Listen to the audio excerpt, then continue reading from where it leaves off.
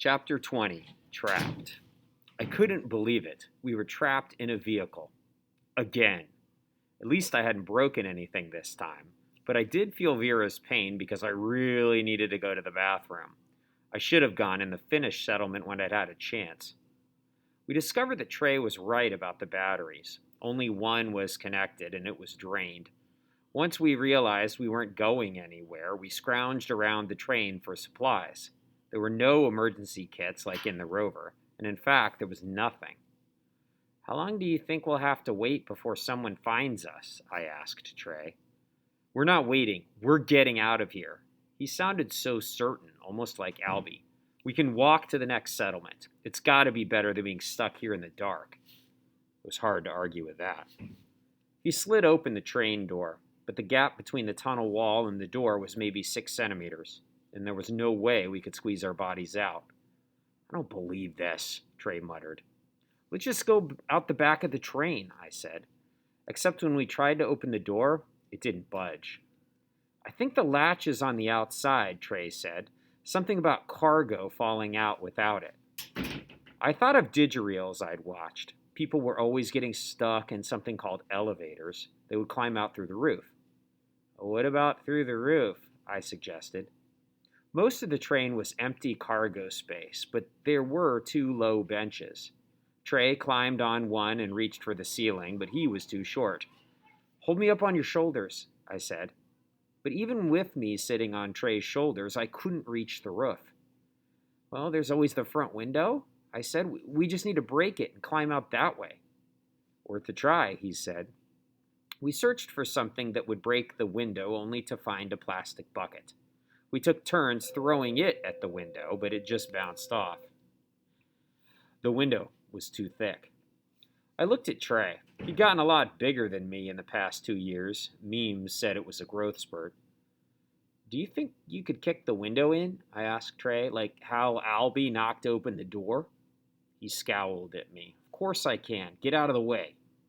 I moved aside and then watched as he took a running leap at the window, and he kicked it out, just like one of the digireels with ninjas. He yelped in pain. The window didn't budge. Trey hopped around on one foot, holding the other. "Are you okay?" I asked him. "No, I'm not okay," he shouted. "That's the last time I'm going to listen to your dumb ideas."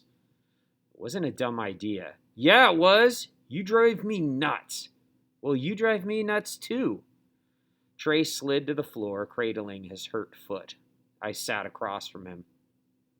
We sat in the dark, the green glow stick our only source of light.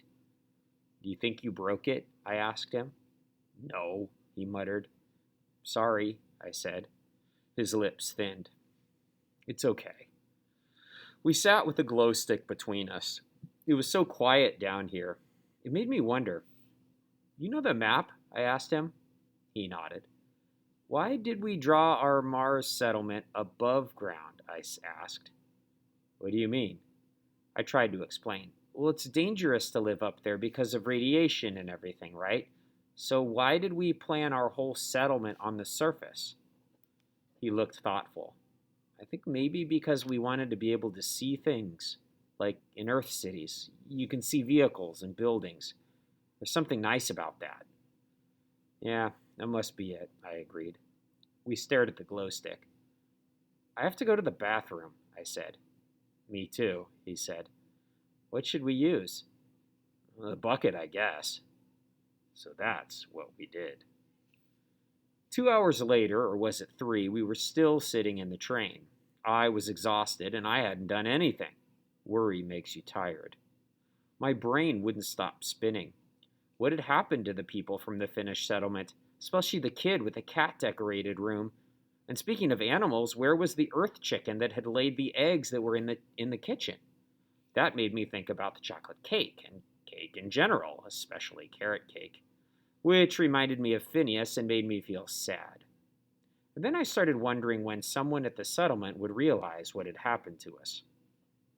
As the light from the glow stick faded, my thoughts turned as dark as the inside of the train, and I got scared. Was this how Lissa felt as she waited in the rover? Had she been hopeful at first, and then as the hours ticked by, did she slowly realize that no one was coming? That they'd all left her behind, forgotten all about her? I shivered. I missed my cozy quilt. What if no one finds us? I asked suddenly. Trey didn't say anything, and panic raced up my spine. Nobody even knows we're out here, I said, and my chest felt tighter and tighter. He looked at me. I mean, don't you get it? No one's coming to help us. No one. Trey interrupted me. 3-word story, Belle. I was so startled that the words got stuck in my throat. What? I finally choked out. I'll go first, he said, as if everything was just fine. Once upon a... I shook my head. Come on, Belle, your turn, he insisted. Once upon a... I blew out of breath. Fine. Time we were stuck in a, Trey said. Train in a, I said. Tunnel, and I, Trey said, was totally bored, I said. So I farted, he said. I burst out laughing. He still had it. We still had it. Again? I asked him. He gave a weak smile. Only if I get to go first. We played round after round after round of 3-word story. It almost made me forget that we were stuck in the train.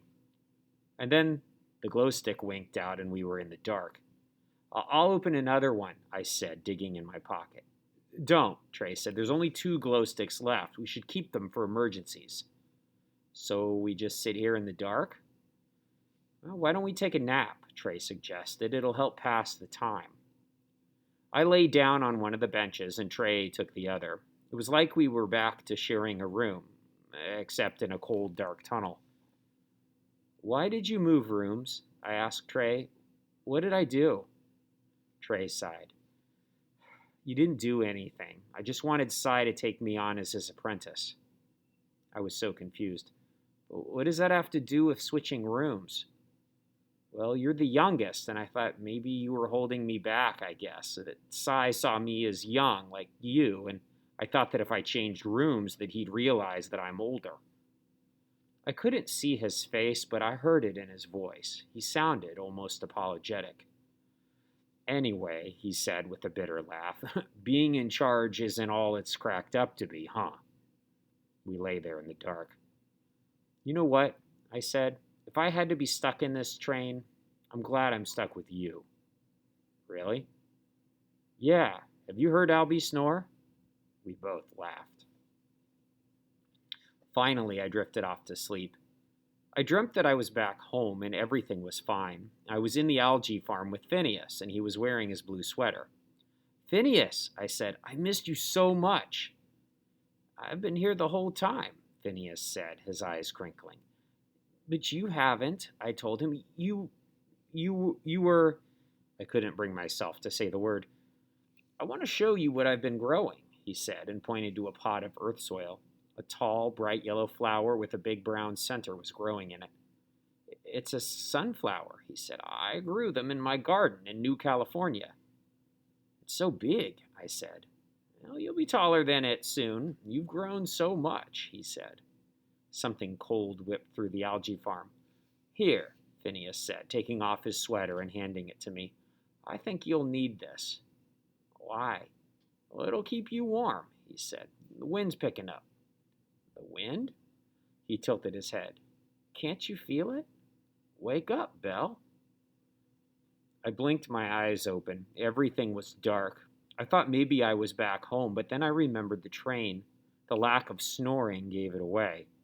Also, it was freezing cold, and I shivered as icy air blew against my cheek. Wind? It was coming from somewhere near my head. I pulled one of the glow sticks from my pocket, snapped it on, and scrambled down to the floor.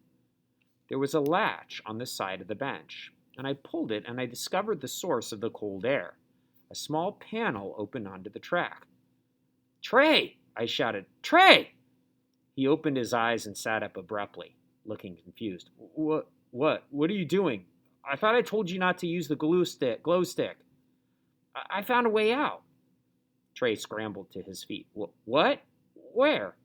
Right here, under the bench. He knelt and peered through the open panel, and his face filled with excitement. Move, he told me, and pushed me out of his way. And then he stuck his head through it and started to wedge his way in, but he didn't get far. Ugh, he shouted and pulled back out with a huff. I can't fit through the space. I'm too big. I looked at him. But I'm not, I said.